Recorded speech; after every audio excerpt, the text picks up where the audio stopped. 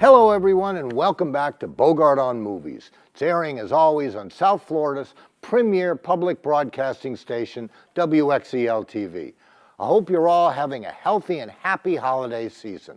This week we'll look at Oscar winner Jennifer Lawrence in a box office record breaker, the latest edition of the Thor series, and a black and white gem that could have a Best Actor Oscar to its credit. My classic pick was suggested by a viewer email. Stars Paul Newman. Did Newman ever make a bad movie? And Jackie Gleason. Yep, it's The Hustler.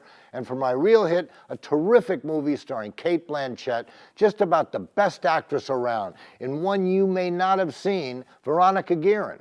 We'll also have Carlos Campy pick, and I'll answer your emails. So here we go. First, if there's anyone who can rival the great Cate in pure acting talent, it's my girl J-Law. Not J-Lo, J-Law. Jennifer Lawrence brings it home in the second of what's sure to be a trilogy, Francis Lawrence's The Hunger Games, Catching Fire. In this one, Katniss Everdeen and boyfriend Peter Melliark become targets of Donald Sutherland's evil regime. She's not who they think she is, and she has to be eliminated. I agree, but in the right way, at the right time. We have to go before they kill us. They will kill us. People want to fight. I'm staying here. They fought very hard in the games, Miss Everdeen. But they were games. Would you like to be in a real war? Imagine thousands of your people dead. Your loved ones gone. What do I need to do? This is the 75th year of the Hunger Games. The tributes are to be reaped from the existing pool of victors. I get to say goodbye. So what do we do? I think these games are going to be different. The 75th Hunger Games! Ready to work? There she is, Katniss Everdeen, the girl on fire! I want you guys to forget everything you think you know about the games. Last year was child's play. This year, you're dealing with all experienced killers. Any last advice? Stay alive. The acting in this movie is just so good. Sutherland as the president, Woody Harrelson. Don't you love Woody? As Hamish Abernathy, what a great name. Along with Stanley Tucci, Josh Hutcherson, Lenny Kravitz, Liam Hemsworth, they're all back, and why not? The movie's again a huge hit. Then they bring in Philip Seymour Hoffman as Plutarch. Great casting. What a wonderful actor. But among all that talent, Jennifer Lawrence again stands out and shows again why, in my opinion, she along with Cate Blanchett are the best actresses in film, period.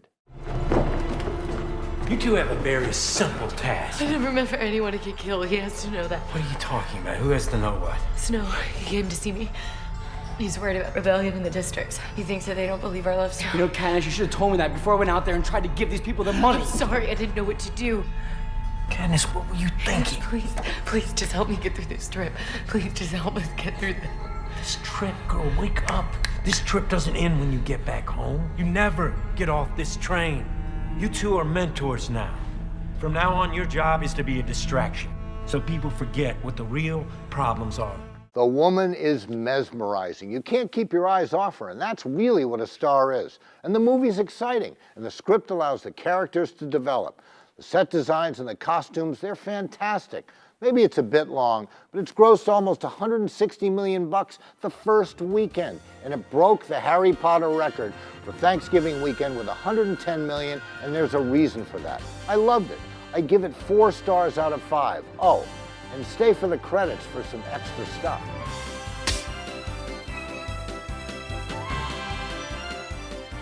Now, next up, my son Richard came to visit over Thanksgiving, and we went to see the second installment of the Thor franchise from Marvel Productions' Thor: The Dark World. And this one was better than the first.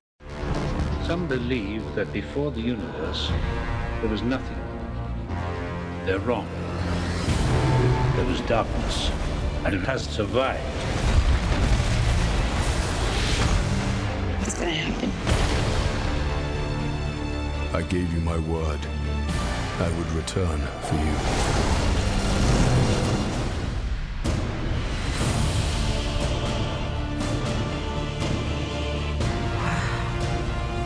You face an enemy known only to a few. Known only to one. You must be truly desperate to come to me for help. If we do nothing, they will destroy us.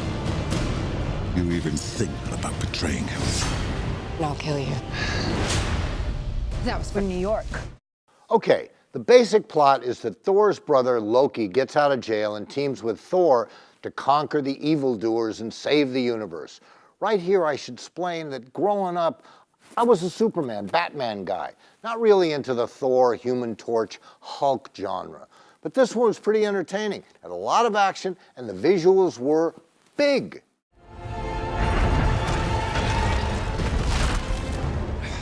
I think you missed a column. Shut up!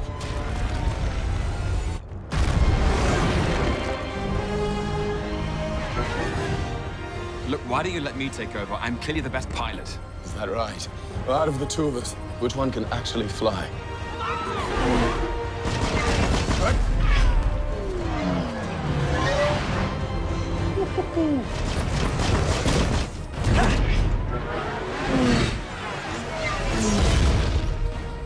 Not a word.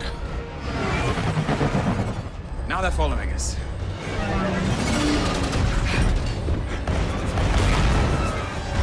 Now they're firing at us. Yeah, thank you for the commentary, Loki. It's not at all distracting. Well done. You just decapitated your grandfather. Now, the acting was so-so, although with Chris Hemsworth as Thor, Carla assured me that Hemsworth was well worth the trip.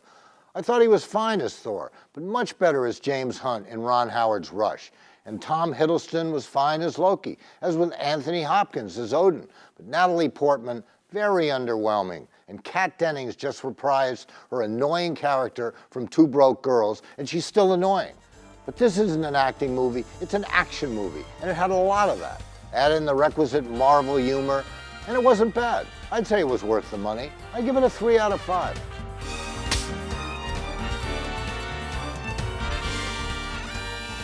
Now talk about a 180. This movie is it. Far from today's CG video game hits, this one's told in black and white from the director of The Descendants. It's Alexander Payne's Nebraska. So you told the sheriff that you were walking to Nebraska? That's right. To get my $1 million. This is Woody Grant. We are now authorized to pay $1 million to Woodrow T. Grant of Billings, Montana. This is his son. You didn't win anything. It's a complete scam. So you gotta stop this, okay? I'm running out of time. This is his wife. I never knew the son of a bitch even wanted to be a millionaire. You should have thought about that years ago and worked for it. How much longer is he gonna be around? And what's the harm in letting him have his little fantasy for just a couple more days? This is his family. Woody here's the talk of the town. Why didn't you tell us you was rich, Woody? David said not to. You got it on you. Yeah, we sure would like to see what $1 million looks like. And this is the problem. God damn, Woody Grant's a millionaire! Next round is on Woody. If Woody hit it rich and I don't see any of it, that would be wrong. Are you threatening my family? Now the story is that grumpy old Woody Grant from Montana gets a $1 million magazine sweepstakes entry, and he's convinced he won the $1 million, so he has to get to Lincoln, Nebraska to collect. Now this is an actor's movie, and it is a joy. Bruce Dern is absolutely brilliant, probably the best performance I've seen this year. He's just one of those actors who's always terrific, and his talent just jumps off the screen. And the rest of the cast is wonderful. June Squibb as his wife is a standout, along with Stacy Keach. Both were fantastic, and SNL alum Will Forte was a good fit as Dern's son.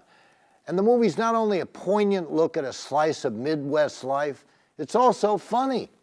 How did you and Mom end up getting married?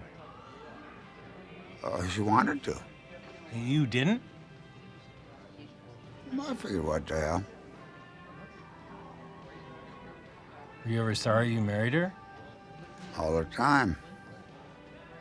Could have been worse. Well, you must have been in love.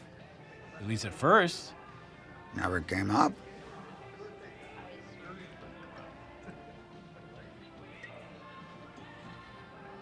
Did you ever talk about having kids? Like how many you wanted and stuff like that? Nope. And why did you have us? 'Cause I like to screw. And your mother's a Catholic, so you figure it out. So you and Mom never actually talked about whether you wanted kids or not? Well, I figured if we kept on screwing, we'd end up with a couple of you. That was funny. I'm so glad this was shot in black and white. Color wouldn't have given it nearly as much depth and texture. Add in a score that perfectly fits the film.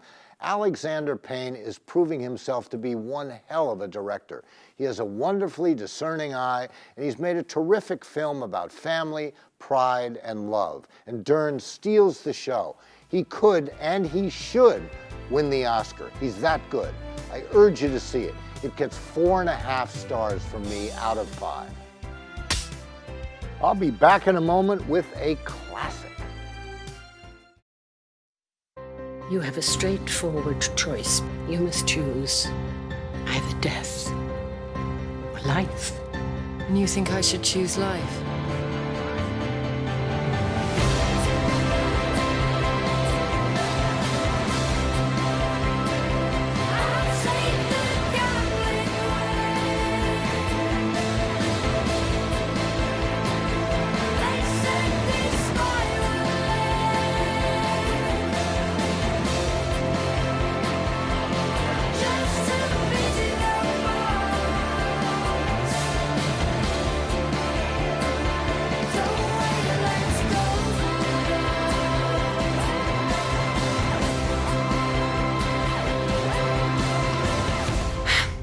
Welcome to Downton.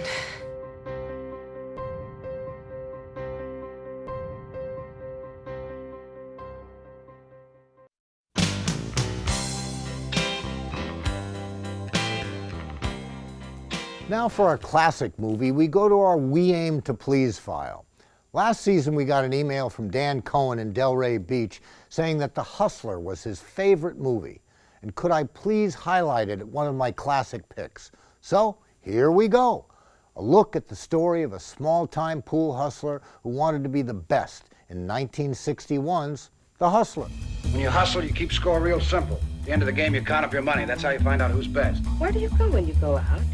Big John, you think this boy is a hustler? How do you feel? Fast and loose, man. Now I know why they call you Fast Eddie. Well, I didn't ask him, can he beat you? I already know he can beat you. I asked him, will he? With Eddie, that's two different things. That's what you and I shoot a game of straight pool. Fads don't need your money. There's no way you can beat him. Nobody's beat him in 15 years. He's the best in the country. Oh, you got that wrong, mister. I am. Eddie, you're a born loser. Shut up. Everybody wants a piece of me. You bastard. Well, don't make trouble, Miss Ladybird. That's Turkey, the man who broke your thumbs. Well, he's not gonna break your thumbs. He'll break your heart, your guts. And for the same reason, because he hates you. But you hold on at me, Charlie. How much? How much? You owe me money! Was Paul Newman ever in a bad movie? Fast Eddie Felson's the hustler who knows that in order to be the best, he has to beat the best. And the best was a guy named Minnesota Fats. The movie was co-written and directed by Robert Rawson, who shot it in black and white to give it a gritty, noir look and feel. It ended up with 9 Oscar nominations, and what an amazing cast. Paul Newman, as I said, he's Fast Eddie, and anything with him in it is fine by me. He's just so good. And there's the great Scott, George C. Scott, and Piper Laurie, and of course Jackie Gleason, proving that he was a terrific actor as well as being a comic genius as Fats. Now right away, to clear up any misconception, there was no Minnesota Fats. Real-life pool pro Rudy Wanderone Jr. was known as New York Fats, then changed his name to Minnesota Fats after the movie came out. Gleason was really a top pool player, and both Newman and he shot their own shots, but for some of Newman's trick shots, world champion Willie Mosconi, who also had a cameo as the guy who holds the money, stepped in. Here's part of the final match between Fats and Fast Eddie.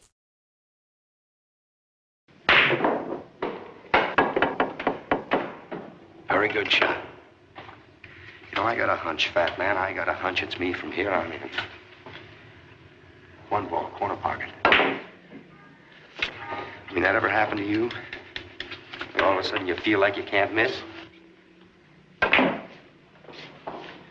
I dreamed about this game, fat man. I dreamed about this game every night on the road. 5 ball. No, this is my table, man. I own it. 13 ball. 7 ball. 4 ball. Game. 6 ball.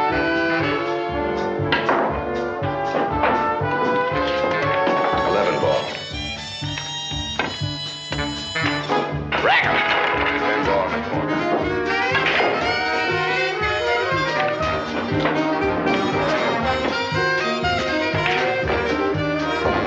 1 ball in the corner pocket.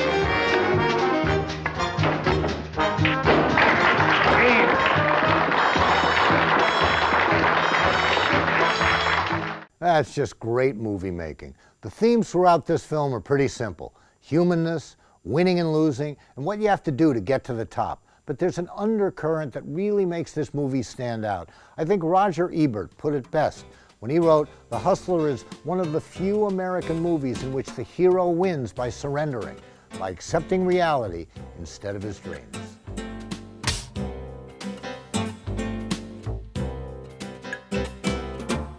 Now it's that time of the show where we dip into the Bogart on Movies mailbox and answer your emails. First up, Scott in Boca Raton writes, "I read where your mom and dad fought for the rights of minority entertainers. Great actors and great Americans." Scott, thanks so much. That type of praise always means a lot to me, and my father and my mother always fought for the rights of minorities in film and in life. Now, Kathy in New York says, "I've been watching your show on WXEL.org and I'm really enjoying it." Glad you are, Kathy. "I'm hoping that you will include a movie of Burt Reynolds in one of your Real Hits segments. Not only do I think he's a fine actor, he has taken the time to teach younger generations of actors and does wonderful work." Kathy, I'm a big fan of Burt Reynolds. Loved him on TV, and his movies were always entertaining. Game changers like Smokey and the Bandit, The Longest Yard, Starting Over, Boogie Nights, and The Brilliant Deliverance are just a few examples of his great body of work. But it's what he's done to help young filmmakers that's really impressive. Of course, he started the Burt Reynolds Dinner Theater right here in Jupiter, Florida back in 1979, and he's been teaching and helping ever since. A great Floridian and a fine actor. And stay tuned to my show next season, and I promise you we'll include a Burt movie. Remember, you can email me at stevebogart@wxel.org, and be sure to include your name and your hometown. Thanks a lot.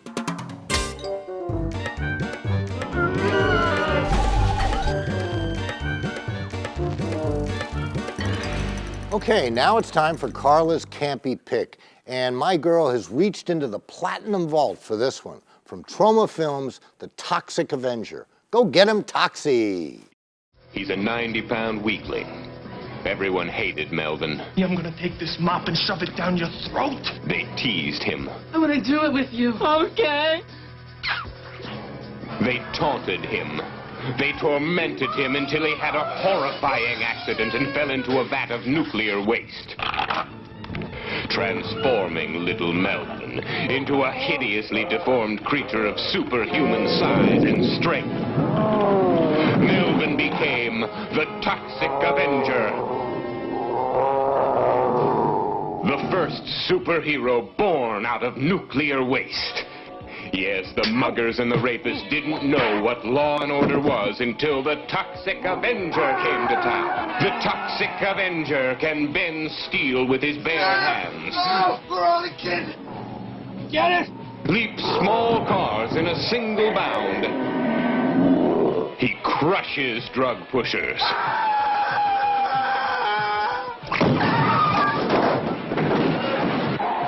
Smashes hit-and-run drivers. And gives all criminals their just desserts.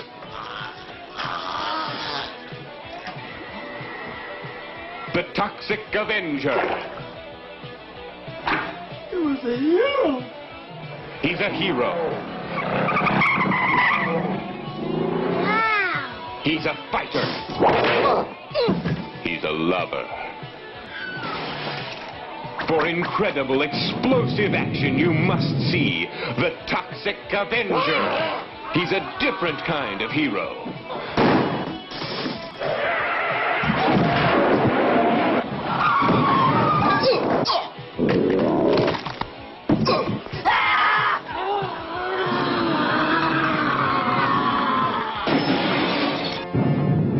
The Toxic Avenger is coming to your town.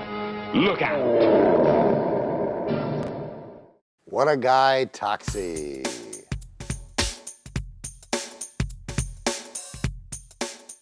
Now it's time for Steve's real hit, and I'm really excited about this one because it's a movie many of you may not have seen. It's a film I loved, and it's got an incredible acting performance by Cate Blanchett. She's the new great Kate. It's the true story of Veronica Guerin. It's a waste of time when I'm writing. I'm a reporter. I'm supposed to be writing about things that matter. I have a great life. I have a great family, but I feel like I should be making a difference. 8 kids from this block alone died from drugs last year, all of them under 15.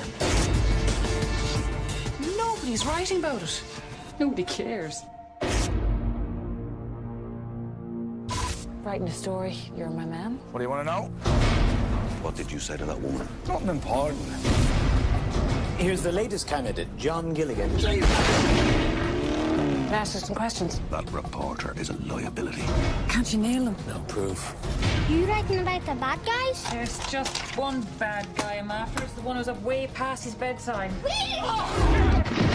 Could the murders be drug-related? Can't believe everything you hear, Miss Guerin. You saw those kids on the street, you would do the same. Not if there was people shooting at me, I wouldn't. You've been to my home. Maybe it's time I visited yours. You gonna stop this now?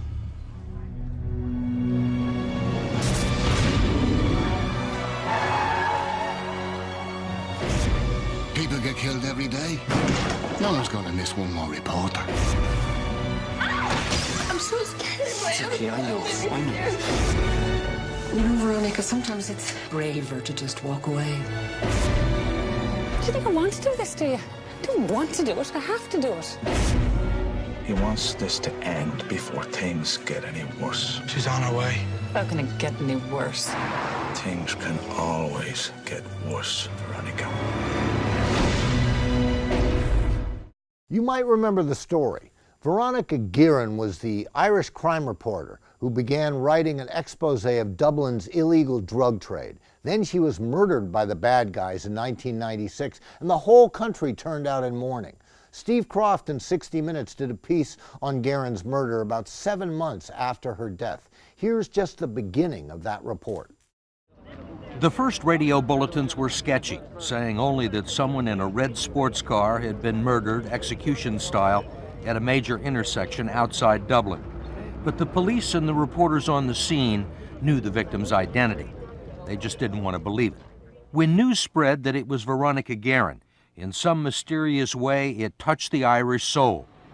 People left flowers and cards at government buildings, and at offices and factories around the country, there was a national moment of silence.